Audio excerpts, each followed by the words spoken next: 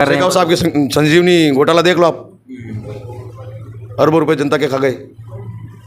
और करण सिंह जी, जो अभी आज मैंने एक वीडियो देखा था, उसमें 14 बीघा कुछ ज़मीन है, वो वीडियो वायरल किया किसी ने कि हमारी ज़मीन खा गए हैं 420 है, तो SC/ST को ठगते हैं। बहुत प्यार मिल रहा है, मेरे मुस्लिम भाइयों का भी बहुत प्यार मिल रहा है, समर्थन मिल रहा है। भले खुल के ना आए वो, लेकिन अंदरूनी मेरे को इतना समर्थन है कि मेरा दिल कह रहा है कि मैं 100% जीतूंगा।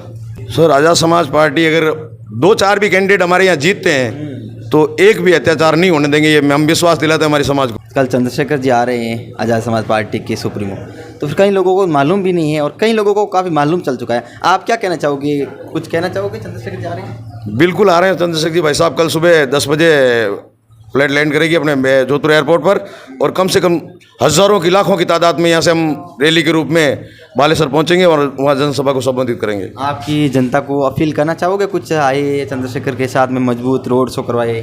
बिल्कुल, मैं मेरी तरफ से आनंद पाल चौहान और चंद्रशेखर जी भाई साहब के तरफ से सभी बहुजन समाज के युवा साथियों को, बुजुर्गों को, माताओं बहनों को, सबको निमंत्रण देता हूं कि कल ज़्यादा से ज़्यादा तादाद में पधार कर इस भव्य रैली को, इस भव्य जनसभा को सफल बनाएं।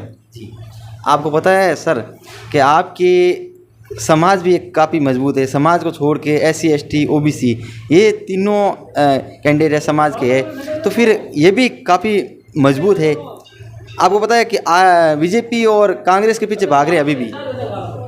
ये बीजेपी कांग्रेस के पीछे चंद लोग हैं, समाज नहीं है। आपको उनको समाज नहीं कह सकते हो। जो वो उनके जो गले में पट्टे डाले हुए ना पार्टियों के, वो लोग कहते हैं ये समाज तो बहुत बड़ी है, समाज महासागर है। समाज किसे कहते हैं? समाज तो बहुत बड़ा होता है। चंद लोग हैं जो कांग्रेस बीजेपी से जुड़े हुए, वो लोग कहते हैं मेघवाड़ समाज, मेघवाड़ समाज। अब कल कुछ लोगों ने मिलकर वो कांग्रेस से जुड़े हुए मेघवाड़ समाज का सम्मेलन, मेघवाड़ समाज का सम्मेलन, हम मेघवाड़ समाज में नहीं आते। यहाँ हजारों युवा साथ बैठे, वो मेघवाड़ समाज में नहीं आते। अगर मेघवाड़ समाज का सम्मेलन होता तो सबकी भागीदारी होनी चाहिए ना। जी, क्या लगता है अब की बार आपका विजय किस प्रकार रहने वाली है? आपको क्या लगता है, किस प्रकार मानते हो आप? दोनों की नींद तो उड़ गई है और 2 दिन बाकी हैं। दिन रात प्रयास है। मेरे युवा साथी बढ़ चढ़कर दिन रात एक करके, मुझे पूर्ण रूप से विश्वास है कि हम विजय प्राप्त करेंगे। जी, पूर्ण रूप से विश्वास है और कार्य भी कराएंगे जोधपुर में। जो बिल्कुल, विजय होंगे तो कार्य करवाएंगे सब। आपको पता है कि मैंने पहले भी दोहराया था, आपके लोग काफ़ी SC/ST OBC के लोग काफ़ी कांग्रेस बीजेपी के पीछे भाग रहे हैं आज भी। उन लोगों को आप क्या कहना चाहोगे? देखो साहब, उनकी रोजी रोटी उनकी कांग्रेस बीजेपी पहले चलाते हैं, तो उनको क्या कहूँ मैं। उनकी गृहस्थी उनके पीछे चलती है। जब वो उनको देते हैं, जब उनके बच्चे खाना खाते हैं, वो तो देखा ही होगा आपने कि कुछ लोग हैं। मैं तो पिछले 10 साल से संघर्ष कर रहा हूँ। मेरी समाज को और पूरी जोधपुर की जनता को मालूम है, पूरे राजस्थान की जनता को मालूम है। और ये लोग चंद महीनों में आते हैं, उभर कर करोड़ों की प्रॉपर्टी कर लेते हैं। कहाँ से आता है पैसा फिर? मुझे तो नहीं लगता इनका कोई बड़ा बिजनेस चल रहा हो। मैं भी समाज से हूँ ना, मुझे तो पता है सबका। इसका मतलब कहीं ना कहीं नेता लोग हैं, भ्रष्टाचार भी कर रहे हैं। बिल्कुल कर रहे हैं, सब भरे पड़े हैं भ्रष्टाचार से। तो जो वादे कर रहे हैं, शेखावत साहब के संजीवनी घोटाला देख लो आप, अरबों रुपए जनता के खा गए। और करण सिंह जी, जो अभी आज मैंने एक वीडियो देखा था, उसमें 14 बीघा कुछ ज़मीन है, वो वीडियो वायरल किया किसी ने कि हमारी ज़मीन खा गए हैं 420 है, तो SC/ST को ठगते हैं। अच्छा, ऐसे ही करते हैं छत्तीस कौम। करण सिंह जी जहाँ पर भी मीटिंगें करते हैं, 36 कौमों को साथ में लेके चलूँगा, ये लेके चलूँगा, अब की बार मेरे को विजय करा दो, कसमें दिलाते हैं, अब की बार आपकी कसम लगेगी, आपने वोट नहीं दिए, ऐसे करते हैं। ये सब झूठे जुमले हैं। 36 कौम करने वाले इंद्र मेघवाल, जितेंद्र मेघवाल, कार्तिक भील, उसमें 35 कौम के नारा नहीं लगाते, ये 35 कौम की आम सभा नहीं बुलाते। अगर 36 कौम के हितैषी होते तो फिर एक कौम कौन सी है, क्यों छोड़ा? ये सब झूठे हैं। सिर्फ हमारे लोगों, भोले भाले लोगों को ठग रहे हैं और भोले भाले लोगों को बहकावे में लेकर उनके वोट प्राप्त करना चाहते हैं। लेकिन हमारी जनता अब जाग चुकी है, हमारे युवा साथी जाग चुके हैं।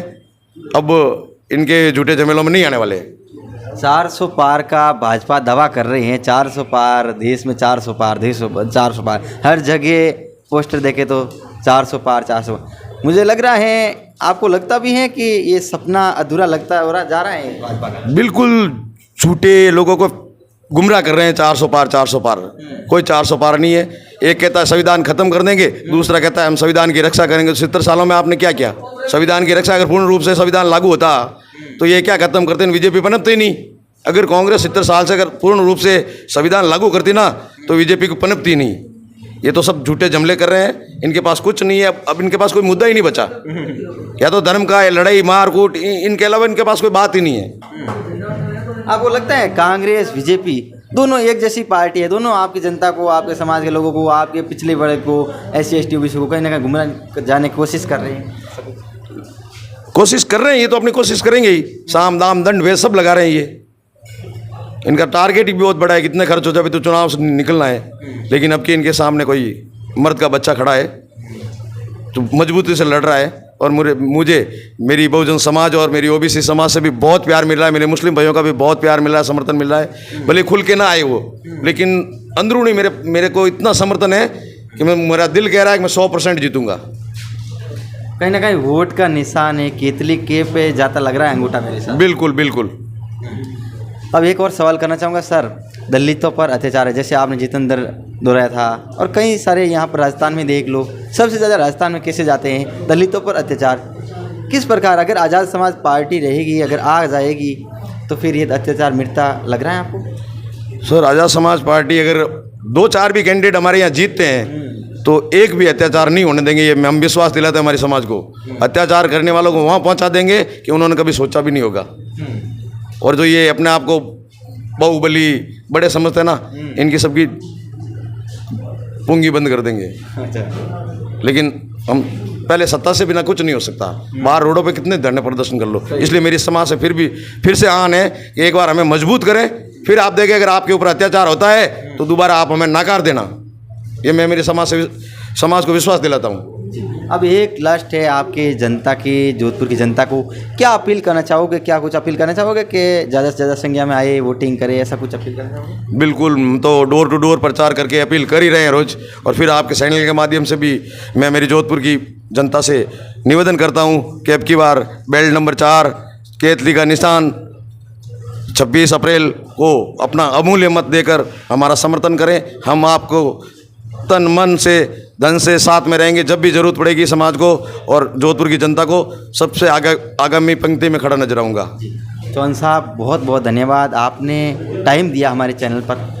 जी धन्यवाद, आपको भी बहुत बहुत।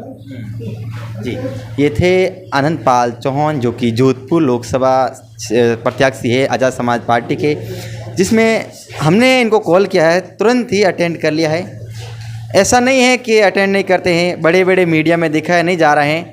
हालांकि इनके चंद्रशेखर आज़ाद के चेहरे के पीछे वोट तो मिलेंगे, लेकिन इतना खुलकर मीडिया में नहीं दिखाया जा रहा है जितना इनको वोट मिलेंगे। इनका कहना है बहुत ही भरपूर प्यार समर्थन मिल रहा है। आप क्या सोचते हो ये एक बार हमें कमेंट सेक्शन में ज़रूर बताएगा।